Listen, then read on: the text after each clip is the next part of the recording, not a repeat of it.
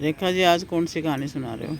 आज आपको मैं गुरु रामदास की सुनाती हूँ, शिवाजी के गुरु। ओके।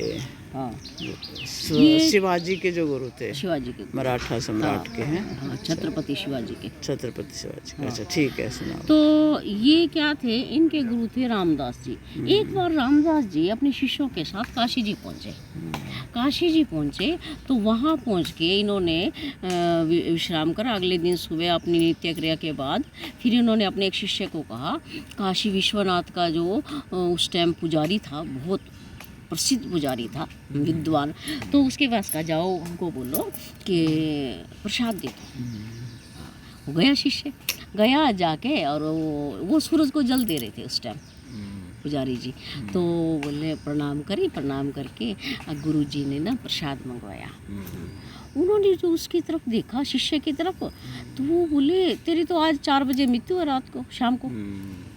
वो जो ऐसे बोला, बालक तो घबरा गया, शिष्य तो घबरा गया, और प्रसाद उन्होंने दे दिया। प्रसाद लेके वो आ गया। तो गुरुजी ने देखा, बड़ा चिंतित, कहने लगे क्या बात है? महाराज आज उन्होंने कहा, महाराज जी ने कि आज 4 बजे तेरी मृत्यु है। तो बोले तो अच्छा, तो बोले अच्छा लो प्रसाद।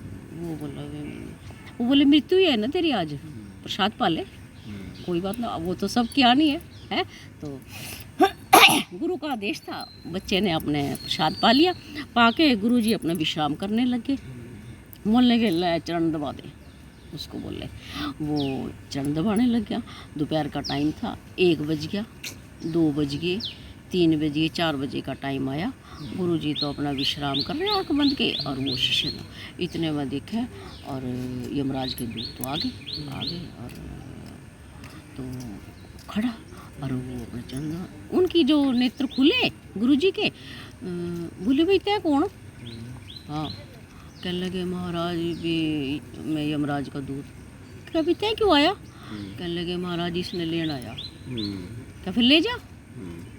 नहीं महाराज, नहीं, हमारे गुरु का आज्ञा है कि यदि कोई गुरु माता और पिता के चरण दबाता हो तो उसको लेके नहीं आना, उसको प्रणाम करके आ जाना। और वो तो प्रणाम करके गुरुजी को और चला गया।